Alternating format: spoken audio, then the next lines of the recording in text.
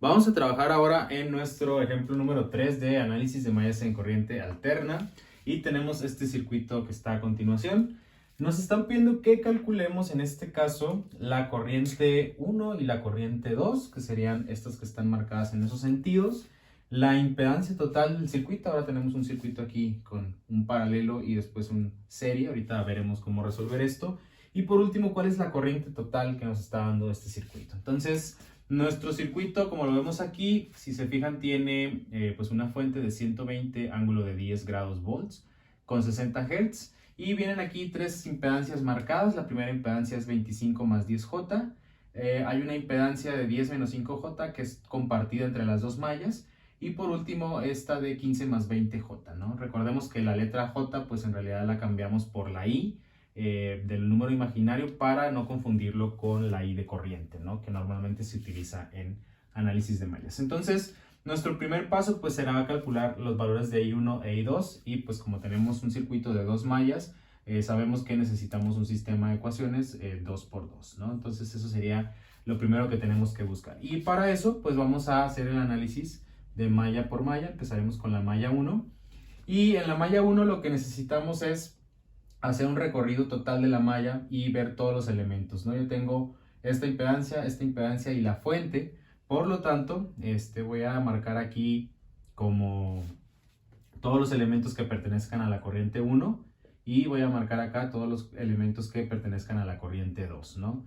Todo esto va a ser igual. Si se fijan, estoy entrando por el negativo de la fuente, por lo tanto, si yo hiciera mi recorrido de mallas, tendría que poner aquí menos 120 ángulo de 10, pero al pasarlo del otro lado de la ecuación, pues ya sería positivo, ¿no? Entonces, en realidad, puedo igualarlo de una vez a que esto es igual a 120 ángulo de 10 grados.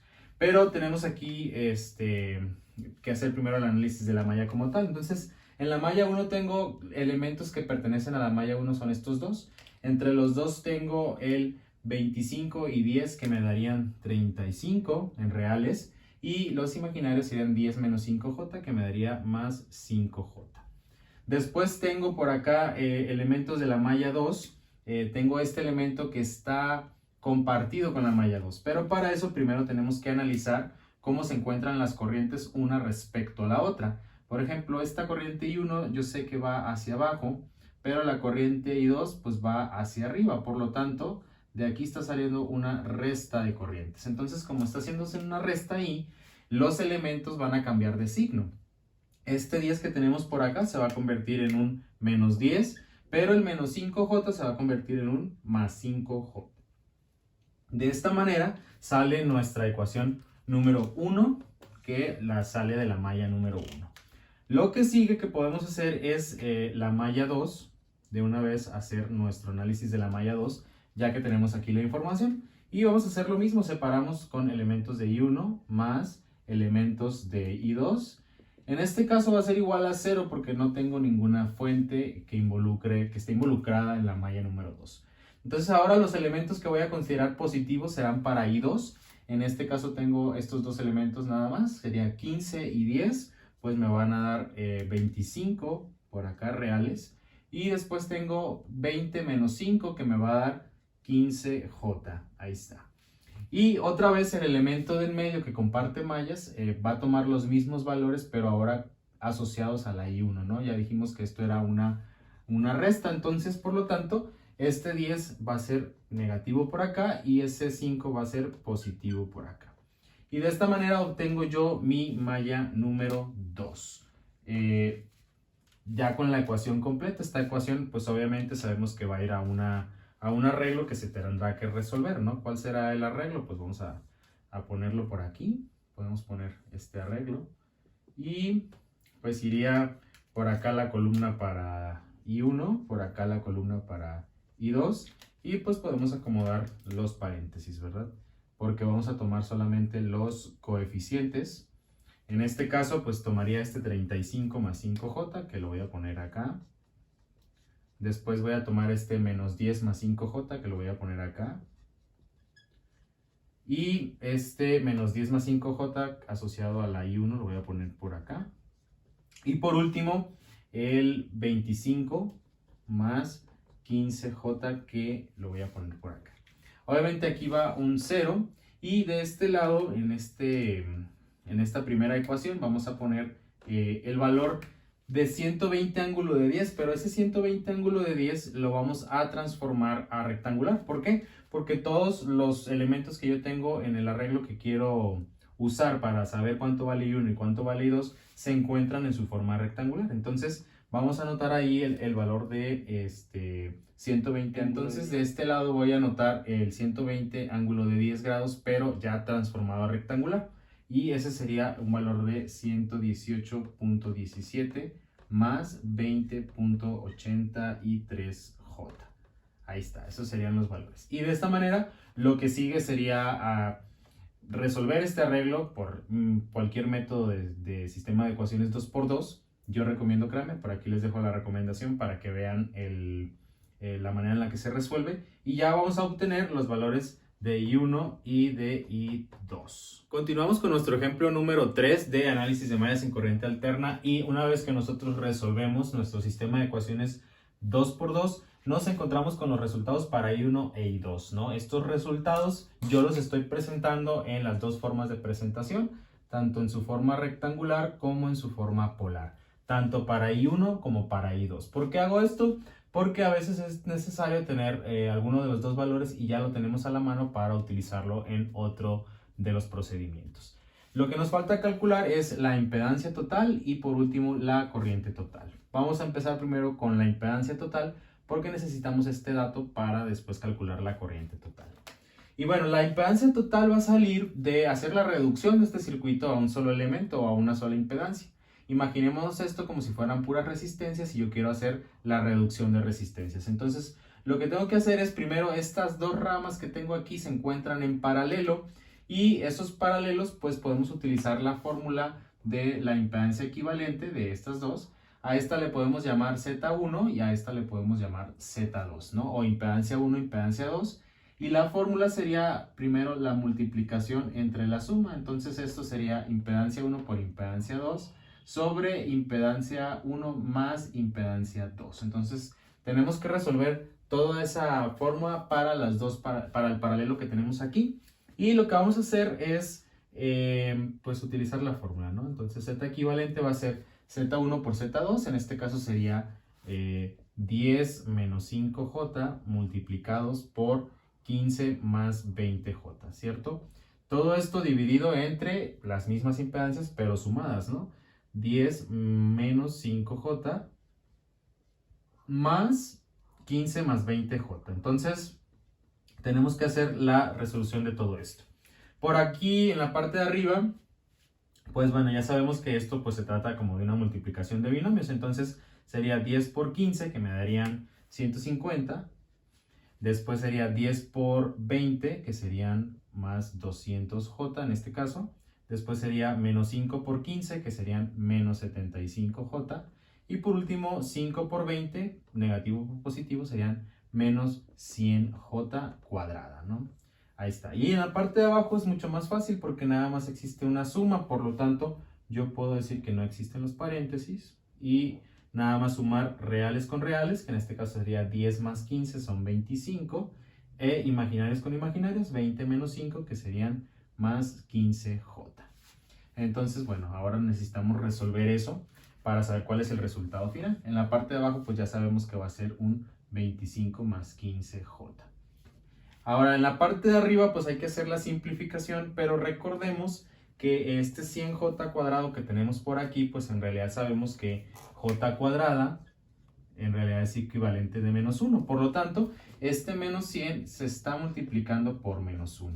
Lo que nos va a dar en realidad un más 100, ¿cierto? Entonces, este 100 se va a sumar con este 150 porque ya son números reales los dos. Y voy a tener entonces un 100 más 150 que me daría un total de 250 reales. Y por último los imaginarios serían 200 menos 75, pues serían más 125J. Listo, ya tenemos ahora sí ya la multiplicación, pero tenemos que hacer esta división en su forma rectangular. Y es un poco complejo porque tendríamos que, para hacerla de esta manera, tendríamos que sacar el conjugado del denominador de la fracción y la operación se vuelve un poquito compleja. Entonces, creo que una de las maneras más fáciles de poder hacer esto es transformar cada uno de los números a polar. Este 250 más 125J lo hacemos polar y el 25 más 15J también lo hacemos polar, ¿no? Entonces, nos ayudamos de las transformaciones y en la parte de arriba pues nos quedaría un total de 279.5 ángulo de 26.56 grados. Y en la parte del denominador nos quedaría un 29.15 ángulo de 30.96 grados. Y bueno, aquí ya nada más hacemos la división en polar, sería 279.5 sobre 29.15, que me daría un total de 9.5883. Y los ángulos se van a restar. 26.56 menos 30.96 me va a dar un total de menos 4.4 grados. Obviamente esto está en su forma polar. Ahora, yo necesito volver a hacer la transformación a su forma rectangular, ¿no? Aquí le voy a poner una nota de que estamos trabajando en polar, pero también necesito ese dato en su forma rectangular. ¿Por qué? Porque yo estoy intentando obtener la impedancia total. Y la impedancia total de estos dos paralelos, primero los equivalentes, al final se tiene que sumar con la impedancia que me queda en serie. Y la impedancia que me queda en serie está en rectangular. Entonces, bueno, lo que nos conviene por ahora pues es hacer la transformación a rectangular. Y la transformación en rectangular nos va a quedar como 9.56 en número real menos 0.7356J, y ahorita estamos hablando de ohms porque estamos hablando de la impedancia equivalente en este caso. Entonces, toda esta cuenta que nos aventamos en realidad nada más nos sirvió para calcular el equivalente de estas dos ramas en paralelo. Ahora sí, este número que tenemos por acá, que es el 9.56, la impedancia equivalente, la tenemos que sumar, en este caso ya para calcular la impedancia total. Vamos a poner aquí una nota, la impedancia total va a ser sumar este 9.56 con este 25, ¿no? Que nos va a dar un total de 34.56. Ahí está. Y por último, este 10J, sumarlo con el menos 0.7356. Bueno, en este caso restado, ¿no? Lo que nos va a dar un total de más 9.2644J. Ahí está. Entonces, esta es mi impedancia ya total, después de haber sacado el equivalente y sumarlo en serie con el que teníamos. Pero esta impedancia total, bueno, vamos a tenerla en su forma rectangular también y vamos a pasarla también a su forma polar para tener ambos datos, como hicimos con la corriente 1 y la corriente 2. Entonces, ya haciendo la transformación de rectangular a polar, nos vamos a encontrar con un 35.78 ángulo de 15.0063. Estamos hablando de ohms. Y entonces ahora sí, este resultado sería mi impedancia total del circuito. Seguimos con nuestro ejemplo número 3 y ya vamos a calcular el último, los puntos, que en este caso es la corriente total que está circulando en este circuito. Ya hasta ahorita tenemos la corriente 1 en su versión rectangular y polar, la corriente 2 también en su versión rectangular y polar, y por último la impedancia total en su versión rectangular y polar. Entonces ahora vamos a calcular la corriente total y para eso nos vamos a ayudar de pues la ley de Ohm, ¿no? Y para la corriente total pues sería el voltaje total, que nada más tenemos una fuente, sobre la impedancia total. Entonces ya tenemos ambos datos, lo que vamos a hacer es una sustitución. El voltaje total pues lo tenemos como 120 ángulo de 10 grados y la impedancia total sería la que calculamos ahorita, y como estamos utilizando una división, entonces vamos a usar el polar de la impedancia total, que serían 35.78 y el ángulo de 15.0063. Ahí está. Listo, entonces estamos agarrando aquí de voltaje y aquí de ohms. Y bueno, haciendo ya la división, pues entonces haciendo la división nos va a dar un total de corriente total es igual a 120 entre 35.78, nos va a dar un total de 3.35. Y los ángulos se van a restar, entonces 10 menos 15 pues serían menos 5. En este caso 0063 grados y estamos hablando de amperes. Entonces, bueno, este sería mi resultado ya total para la corriente total, que en realidad pues es el dato que me faltaba. Ahora, es un dato importante y a la vez nos ayuda a nosotros a hacer una verificación de las corrientes, porque nosotros habíamos calculado la corriente 1 y la corriente 2. En realidad, si nosotros nos fijamos, la corriente 1 proviene o sale de la fuente, ¿no? Es un circuito que solamente tiene una fuente, por lo tanto, si mi corriente total, que en este caso es 3.35 ángulo de menos 5, y mi corriente I1 también es 3.35 ángulo de menos 5, hay una ligera variación por acá, si se fijan a partir de las centésimas, en este caso. Esa variación se da porque no estamos utilizando el total de decimales, ¿no? Si yo utilizara todos los decimales, tendría una exactitud. Pero el dato importante aquí es que la corriente total y la corriente I1 salen exactamente igual y tiene sentido y tiene razón. ¿Por qué? Porque la corriente 1 al salir de la fuente y al estar incluida en la malla 1, pues es la corriente que está saliendo de la fuente. Entonces, por lo tanto, tiene sentido que la corriente 1 y la corriente total sean la misma, siempre y cuando solamente tengamos una fuente administrando nuestro circuito. Entonces, pues bueno, con eso todavía confirmamos mucho más que los valores tanto de I1 como de la corriente total, pues están coincidiendo por una razón bastante válida, ¿no? Entonces, así terminamos nuestro ejemplo número 3 de análisis de mallas en corriente alterna.